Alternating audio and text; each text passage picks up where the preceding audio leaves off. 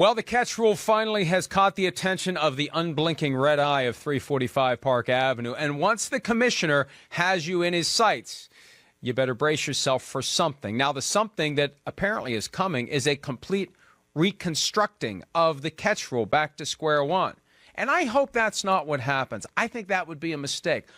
Rich McKay, the Falcons president and CEO and also the chairman of the competition committee, appearing on PFT Live a couple of weeks back, said, you know, one of the realities here is if you change it too much, you have unintended consequences that could play out. That could happen if they try to rebuild the catch rule from the very beginning. And I think what they're doing here, they're trying to hit a reset button on the catch rule. Number one, to fix it, but number two, so they don't constantly hear about all the past examples of the catch rule gone haywire that has marred the Shield, whether it's Calvin Johnson, whether it's Des Bryant, whether it's Jesse James, or any of the other plays where we still continue to look back and say, why wasn't that a catch? The NFL, if it starts over again with the catch rule, can send a message to anyone who cares that they shouldn't care about those past incidents. That's still not a reason to go back to square one. The rule can be fixed with a few easy tweaks, and those tweaks will be the subject of another discussion here at Pro Football Talk. For now, though, the overriding advice to the NFL, don't blow the thing up. It just needs a few fixes here or there. And if you blow it up and start over again, you may end up blowing it up all over again a few years from now.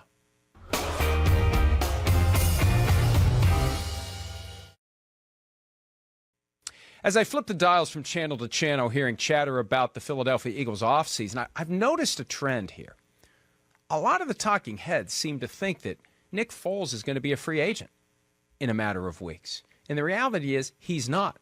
The reality is Nick Foles isn't going to go to another team and dictate his payday.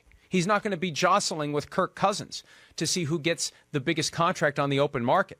He already has a contract for 2018. It pays him $7 million. It's actually more than what Carson Wentz makes under the third year of his rookie deal as the second overall pick in the draft. For the Eagles, it's very affordable to keep both around, and you need both. Carson Wentz has already made it clear he's not changing his physical playing style. A playing style that already resulted in a torn ACL. The torn ACL that allowed Nick Foles to eventually become the Super Bowl 52 MVP. So Foles doesn't have much control here. Sure, he can balk at a trade if the Browns want to do a deal and Foles makes it clear he doesn't want to play for the Browns. Probably not a good idea for the Browns to do that deal. And if Foles says, I'm not going to do a long-term contract with a new team, that may scare off a team that otherwise would want to make an investment in someone who's going to be there for more than one season. Either way, Foles is not heading to the market. Foles is not going to go to the highest bidder. Foles is not guaranteed to be anything other than a bystander in 2018. And that's how it may play out. The Super Bowl 52 MVP may be an insurance policy for the Eagles in 2018, standing and watching Carson Wentz play wire to wire if he stays healthy, but ready to go in the event that Wentz gets injured again.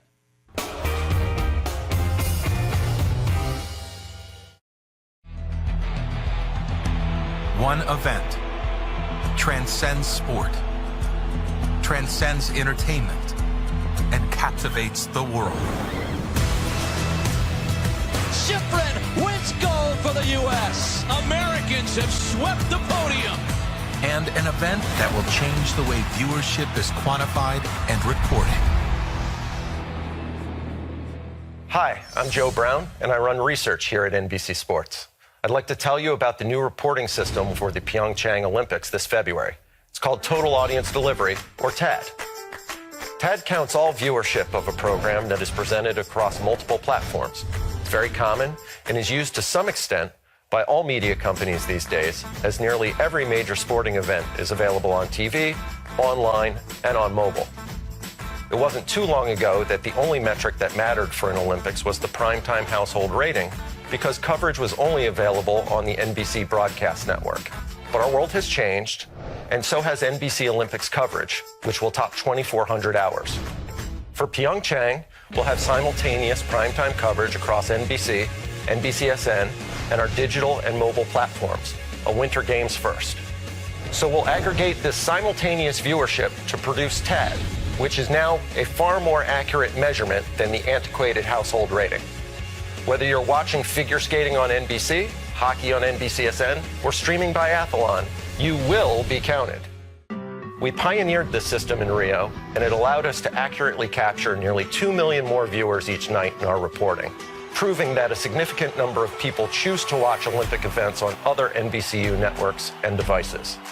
In addition to broadcast, cable, and streaming, millions of Americans will also consume NBC Olympics content on Snapchat, Google, and other social platforms, accounting for millions more minutes of consumption that we will report separately from TAD.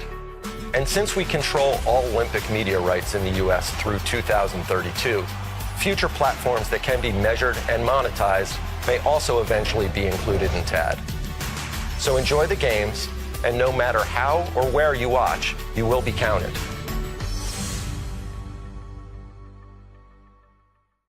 As the Indianapolis Colts move on to an unexpected phase 2 of their search for a head coach, they have 3 candidates. PFT reported in the aftermath of Josh McDaniels saying no thank you to the Colts on Tuesday night that there would be 3 candidates identified and interviewed in the next couple of days. And the 3 names that have emerged since then: Eagles offensive coordinator Frank Reich, Saints assistant Dan Campbell, and now Bills defensive coordinator Leslie Frazier, who previously worked for the Colts, as did Reich. They appear to be the 3. And if the Colts like what they hear from at least one of those 3, that will be it. There's a chance they don't like what they hear from any of them, and they go on to what would be phase 3. Either way, the clock is ticking. The scouting combine is 3 weeks away, and typically it's useful to have a coaching staff in place when the scouting combine begins. The Colts most likely will, and for now it appears that the next coach will come from the trio of Reich, Campbell, or Frazier.